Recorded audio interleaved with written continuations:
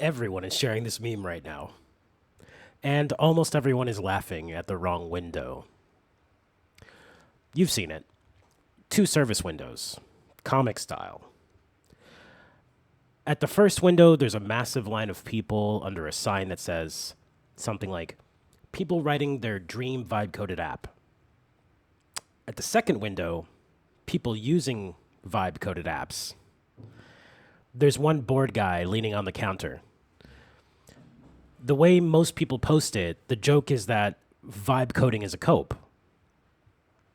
Look at all these fools building apps that nobody will ever use.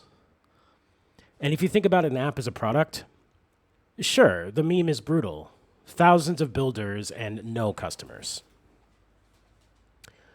But look at the second window again. That guy standing there alone, he came out of the first line, he built his app, walked over, and used it. And when he's done, he'll probably never open it again. Most people see a failed market in that picture.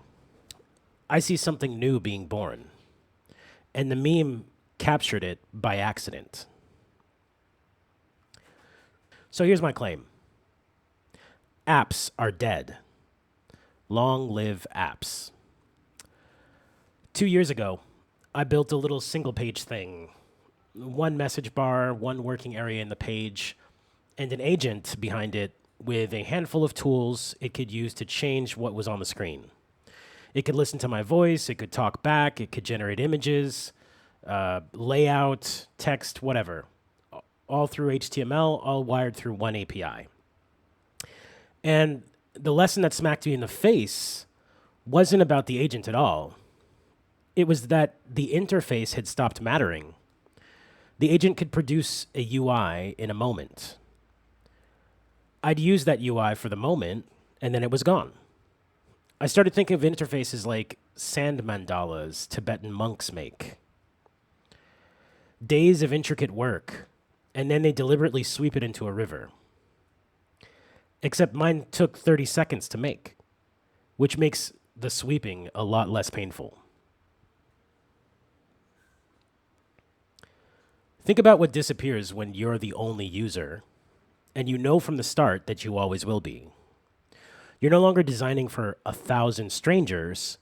There's no onboarding, no settings page for preferences you don't have, no edge cases for users who will never exist, no auth, no billing, no roadmap, no promise of maintenance to anyone. Most of software engineering is really the discipline of surviving other people. Strip the other people out, and what's left is closer to sketching. And before you say this is all new and unproven, we've run this experiment before. The most successful programming environment in history is Excel. There are billions of spreadsheets in the world, and nearly every single one is an app with exactly one user, built by that user, abandoned when the job was done. Nobody called those failed products. Clay Shirky wrote about situated software back in 2004. Software built for one small group in one context, ignoring every rule about scale. Robin Sloan said it best in 2020. An app can be a home-cooked meal. You don't cook dinner for the market. You cook it for your family. And the fact it doesn't scale is exactly what makes it good. When Sloan wrote that, it was a craft argument for the few people patient enough to code their own tools. Then coding agents made it a 2-minute prompt, and the craft argument quietly became the default. Now, let me argue against myself because there are real objections here. First objection. Vibe-coded apps are held together with tape. They'd fall over with real users, and they're full of security holes. Completely true.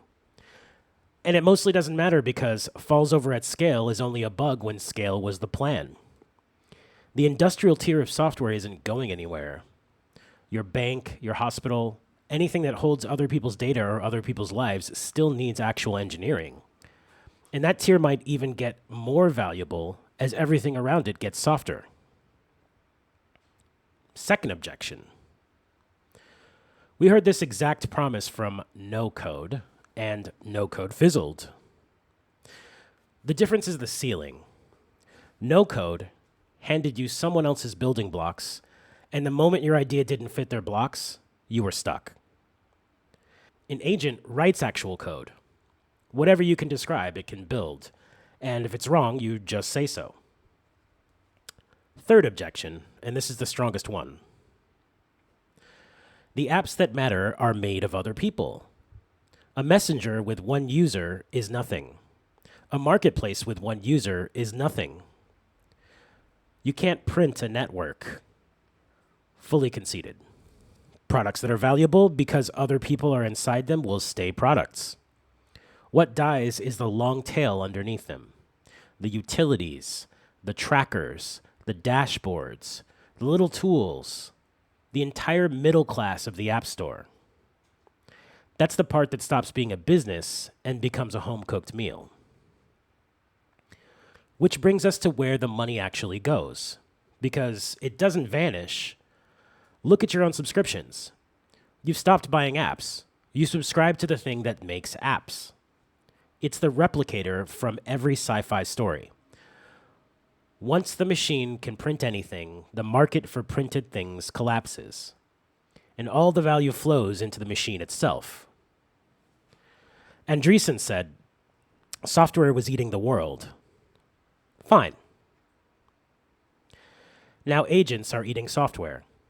And if you've watched this channel before, you already know the question I'm going to ask. Who owns the printer? Because you don't. You rent it monthly. So no, that meme isn't a graveyard. The line at the first window is what the new normal looks like. Everybody making their own. The second window was never supposed to have a line. Apps aren't dying. They're just leaving industry and becoming something more like art, made for an audience of one. And to tell you the truth, the meal tastes better when you cooked it for yourself.